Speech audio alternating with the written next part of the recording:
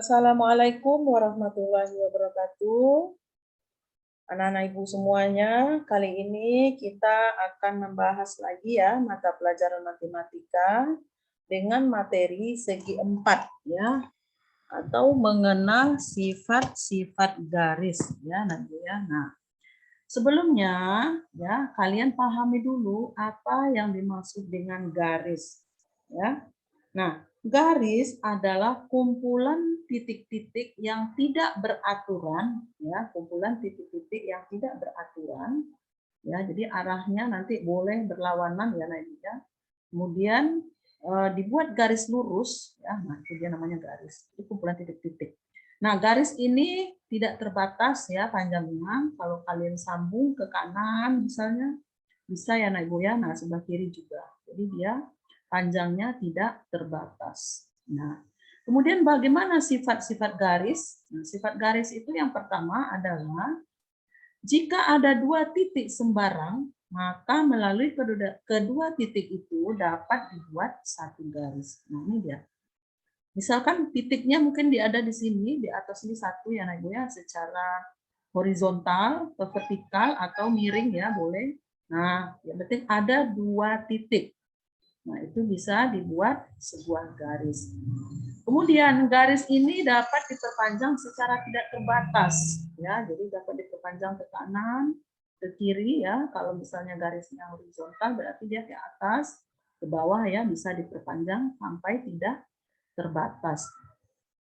Nah, kemudian garis ini juga memiliki nama ya, Ibu ya. Nah, di sini kita lihat nama-nama garisnya. Nah, di sini ada yang pertama adalah garis tegak lurus. Nah, apa yang dimaksud dengan garis tegak lurus? Garis tegak lurus ya, itu adalah garis lurus yang bertemu di sebuah titik tegak. Nah, ya. Jadi garis lurus itu yang bertemu di sebuah sudut tegak atau kedudukan garis yang berpotongan dan pada titik potongnya terbentuk sudut siku-siku. Nah, kalian lihat di sini ya, Ibu ya. Misalnya di sini ada garis MN ya, atau garis ada garis OP. Nah, jadi di sudutnya ini adalah 90 derajat. Ya, Ibu ya. Nah, catatannya adalah dua garis dikatakan saling tegak lurus jika dua garis tersebut berpotongan membentuk siku-siku ya, Ibu ya. Jadi kalau dia membentuk sudut lancip atau sudut 180 derajat Celcius, apakah bisa disebut dengan garis tegak lurus? Tidak ya. Jadi dia harus membentuk sudut siku-siku. Kemarin kalian sudah belajar sudut siku-siku itu besarnya adalah 90 derajat ya. Nah, kemudian ada garis sejajar. Apa yang dimaksud dengan garis sejajar? Yaitu dua kedudukan garis ya pada bidang datar yang tidak mempunyai titik potong. Jadi dia tidak punya titik potong. Contohnya di sini ya, Ibu ya.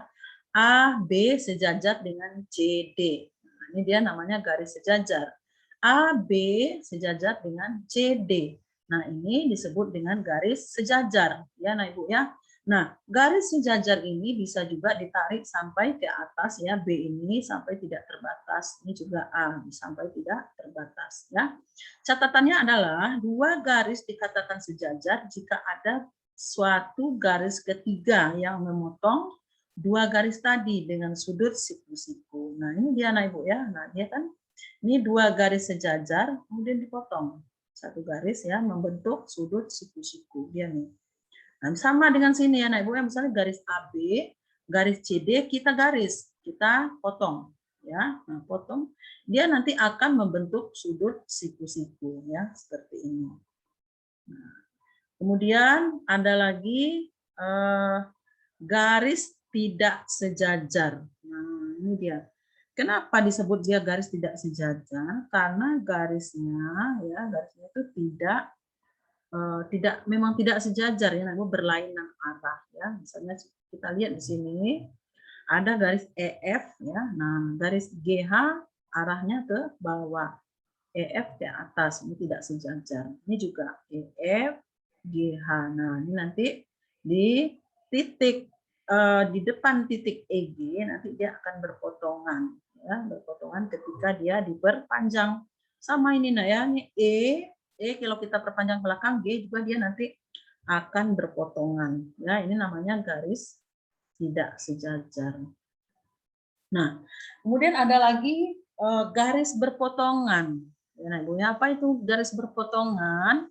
Garis berpotongan adalah kedudukan dua garis yang mempunyai titik potong karena kedua garis saling bertemu. Nah, ini anak Ibu ya nih, garis berpotongan. Misalnya di sini disebut garis IJ berpotongan dengan KL. Nah, titik potongnya di mana? Kalau kita bunyi A di sini berarti titik potongnya di angka A. Ya, di tengah sini. Ini namanya garis berpotongan. Jadi IJ berpotongan dengan KL atau sebaliknya boleh ya. JI atau LK berpotongan dengan IJ. Titik potongnya tetap di tengah ya nanti ya. Catatannya adalah dua garis yang berpotongan dengan sebuah garis dan membentuk sudut berpotongan yang sama besar. Maka dua garis tersebut sejajar. Nah, ini dia nanti ya. Dia berpotongan. Ini kita lihat di sini dua garis ya, dua garis. Ya, dua garis yang berpotongan. Nah, di sini ini namanya garis yang berpotongan ya nanti ya. Jadi dia dua garis tersebut sejajar. Ya, itu namanya garis berpotongan. Nah, kemudian ada garis berhimpitan. Nah, kalau garis berhimpitan, anak Ibu ya, dia dua garis ya, dua garis, tetapi dia berhimpitan satu dengan lainnya atau menutupi, saling menutupi satu dengan yang lainnya. Kalian lihat di sini garis biru ya, ini ada garis biru, ini ada garis satu, kemudian garis merah, ya disebut dengan garis A. Nah, di sini dia berhimpitan. Nah, ini yang disebut dengan garis berhimpitan ya. Kalian lihat ada tanda panah, ini berarti ada dua garis. Ini namanya garis berhimpitan.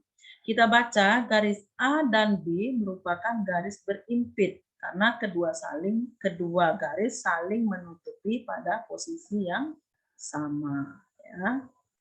Nah, oke anak-anak Ibu semuanya, itu tadi tentang pembelajaran kita ya hari ini tentang sifat-sifat garis. Nah, kalian harus pahami lagi ya.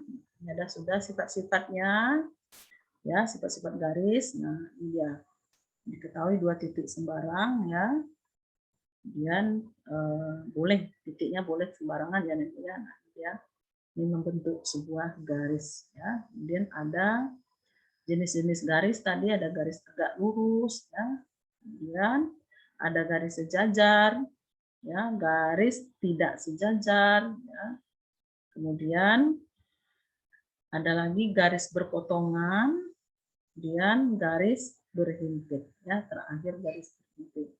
Baik anak-anak Ibu semuanya, sekali lagi kalian pahami materi hari ini ya tentang garis ya. Kemudian kalian kerjakan tugas yang akan Ibu share nanti melalui link ya. Nah, sampai di sini dulu pelajaran kita hari ini ya. Ibu ucapkan selamat bekerja. Wassalamualaikum warahmatullahi wabarakatuh.